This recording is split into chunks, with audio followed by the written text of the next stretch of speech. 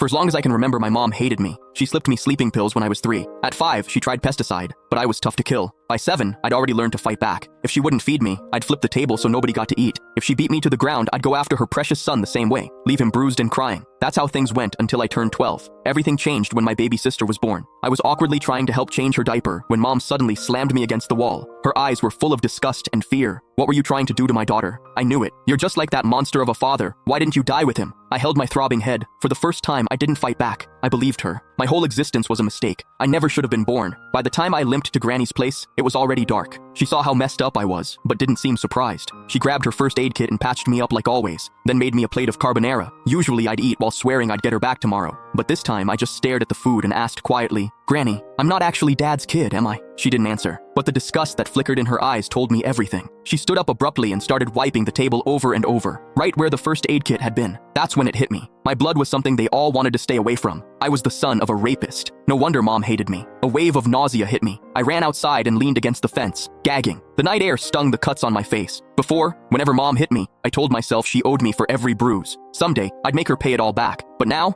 I couldn't even look her in the eye. I didn't stay at Granny's. She didn't come after me either. I just wandered the streets with nowhere to go. That's when I spotted a family outside a restaurant. They were celebrating someone's birthday, all smiles and laughter. The woman in the middle was probably the mom. She looked so happy that I instinctively stepped back. Last year, on mom's birthday, she'd smiled just like that until she saw me. The second I walked in, her smile vanished. Pure disgust replaced it. Back then, we had to write an essay called My Mother. I wrote that mom was a heartless villain. My teacher dragged me to her office and lectured me for the whole period. I barely heard any of it. All I remembered was her saying, "No mother in this world would ever stop loving her child." I believed her. I saved up money from collecting recyclables and bought mom a birthday cake. All I wanted was a hug, the same kind she gave my brother, Casper, but her cold expression felt like a knife to the heart. I felt like an idiot, standing there with that stupid cake. Anger took over. When no one was looking, I caught a couple of frogs from the garden and hid them in the cake. I can still remember her scream when they jumped out. Back then, I felt a twisted satisfaction. I thought she didn't deserve to be a mother. I thought she had it coming. But now I knew the truth. I was the one who didn't deserve anything. Just existing had hurt her. As I watched that mom smiling through the restaurant window, I made up my mind. This year, for mom's birthday, I'd give her a present she'd actually be happy with, one that would set her free for good. I decided to die. Once that thought took hold, my steps felt lighter. I even started planning how to do it without causing trouble. Something clean, with no mess left behind. But before I could go through with it, a patrol officer spotted me and brought me home. Mom answered the door. As it shut behind us, I stared at the floor, unable to meet her eyes. Her voice cut through the air like ice. "Why didn't you just die out there?" I almost snapped back, but I bit my tongue. Still, I couldn't stop myself from asking, "What would you do if I really did die? Would she feel even a little sad? If you've got the guts, go ahead. I'd throw a party." She walked straight into my sibling's room and shut the door.